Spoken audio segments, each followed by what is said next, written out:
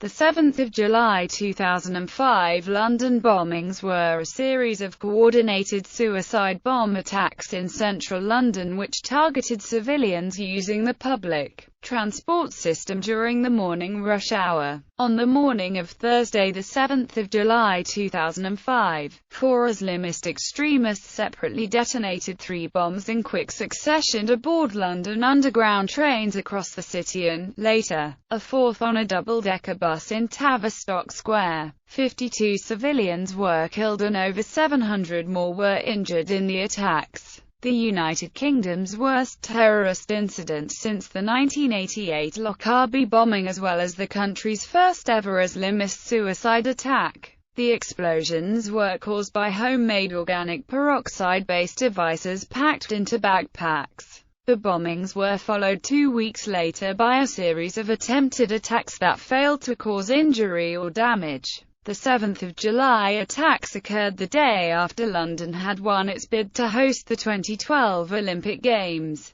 which had highlighted the city's multicultural reputation. Attacks. London Underground. At 8:49 a.m., 3 bombs were detonated on board London Underground trains within 50 seconds of each other. The first exploded on a 6-car London Underground C69 and C77 stock Circle Line subsurface train, number 204, travelling eastbound between Liverpool Street and Aldgate. The train had left King's Cross Street, Pancras, about 8 minutes earlier. At the time of the explosion, the train's third car was approximately 100 yards along the tunnel from Liverpool Street. The parallel track of the Hammersmith and City line between Liverpool Street and Aldgate East was also damaged in the blast. The second device exploded in a second car of another 6-car London Underground C69 and C77 stock Circle Line subsurface train, number 216, which had just left Platform 4 at Edgware Road and was travelling westbound towards Paddington. The train had left King's Cross Street, Pancras, about 8 minutes previously. There were several other trains nearby at the time of the explosion. An eastbound Circle Line train was passing next to the bombed train and was damaged, as well as a wall that later collapsed. 2 other trains were at Edgware Road, an unidentified train on Platform 2 and a southbound Hammersmith and City Line service that had just arrived at Platform 1. A third bomb was detonated on a 6-car London Underground 1973 stock Piccadilly Line deep-level underground train, number 311, travelling southbound from King's Cross Street, Pancras and Russell Square. The device exploded approximately 1 minute after the service departed King's Cross, by which time it had travelled about 500 yards. The explosion occurred at the rear of the first car of the train, number 166, causing severe damage to the rear of that car as well as the front of the second one. The surrounding tunnel also sustained damage. It was originally thought that there had been 6, rather than 3, explosions on the underground network. The bus bombing brought the reported total to 7. This was clarified later in the day. The erroneous reporting can be attributed to the fact that the blasts occurred on trains that were between stations,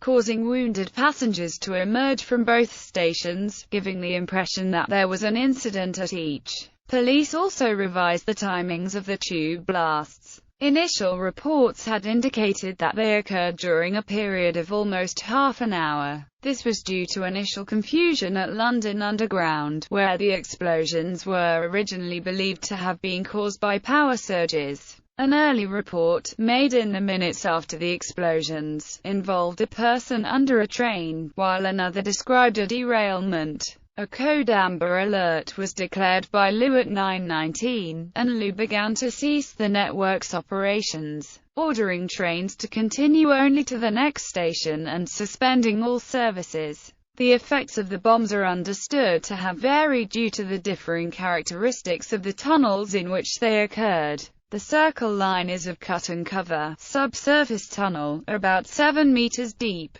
As the tunnel contains 2 parallel tracks, it is relatively wide.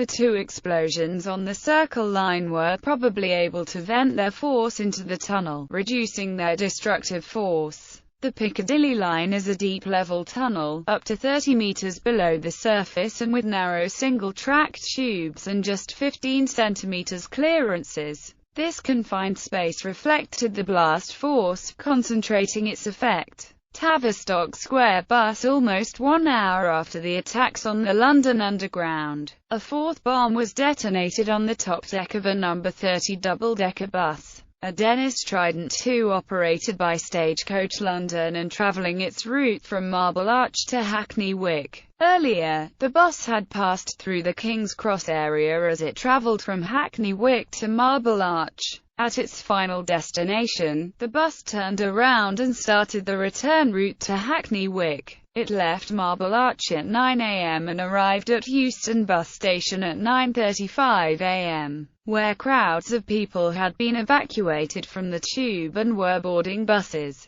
The explosion at 9:47 a.m. in Tavistock Square ripped off the roof and destroyed the rear portion of the bus. The blast took place near BMA House, the headquarters of the British Medical Association, on Upper Woburn Place. A number of doctors and medical staff in or near that building were able to provide immediate emergency assistance. Witnesses reported seeing half a bus flying through the air. BBC Radio 5 Live and The Sun later reported that 2 injured bus passengers said that they saw a man exploding in the bus. The location of the bomb inside the bus meant the front of the vehicle remained mostly intact. Most of the passengers at the front of the top deck survived, as did those near the front of the lower deck, including the driver. But those at the rear of the bus suffered more serious injuries. The extent of the damage caused to the victims' bodies resulted in a lengthy delay in announcing the death toll from the bombing, while police determined how many bodies were present and whether the bomber was one of them. Several passers-by were also injured by the explosion and surrounding buildings were damaged by debris.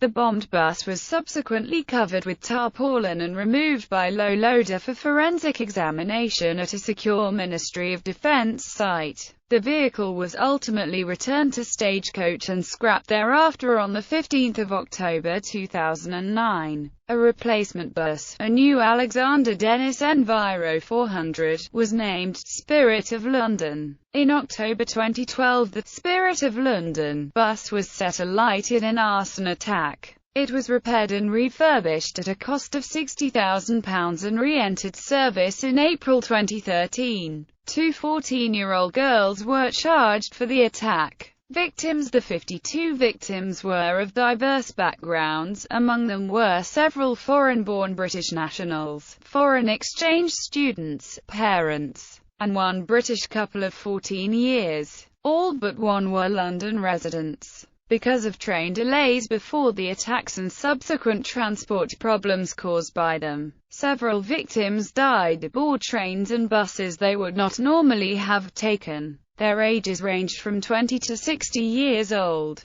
7 of the victims were at Aldgate, 6 at Edgware Road, 26 at Russell Square, including the British couple, and 13 at Tavistock Square. Bombers. Profiles. The 4 suicide bombers were later identified and named as Mohammed Siddiq Khan, aged 30. Khan detonated his bomb just after leaving Edgware Road tube station on a train travelling toward Paddington, at 8:50 a.m. He lived in Beeston, Leeds, with his wife and young child, where he worked as a learning mentor at a primary school. The blast killed 7 people, including Khan himself. Shahzad Tanweer, aged 22. He detonated a bomb aboard a train travelling between Liverpool Street Station and Aldgate Tube Station, at 8:50 a.m. He lived in Leeds with his mother and father, working in a fish and chip shop. 8 people, including Tanweer, were killed by the explosion. Jermaine Lindsay, aged 19. He detonated his device on a train travelling between King's Cross and Russell Square tube stations, at 8:50 a.m. He lived in Aylesbury, Buckinghamshire, with his pregnant wife and young son.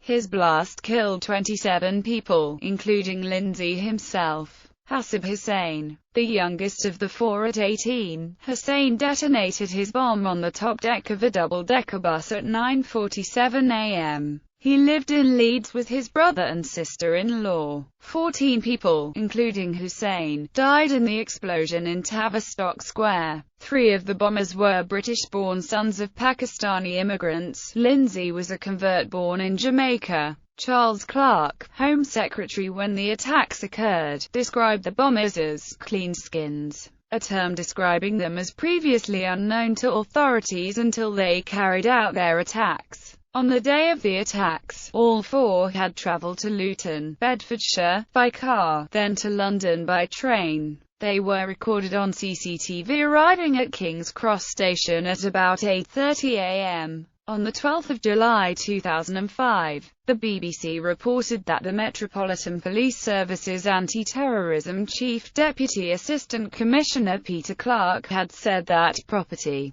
belonging to one of the bombers had been found at both the Aldergate and Edgware Road blasts. Videotaped statements. 2 of the bombers made videotapes describing their reasons for becoming what they called soldiers. In a videotape broadcast by Al Jazeera on 1 September 2005, Mohammed Siddiq Khan described his motivation. The tape had been edited and also featured Al-Qaeda member and future leader Ayman al-Zawahiri. A second part of the tape continues on 6 July 2006. A videotaped statement by Shehzad Tanweer was broadcast by Al Jazeera. In the video, which may have been edited to include remarks by al-Zawahiri who appeared in Khan's video, Tanweer said,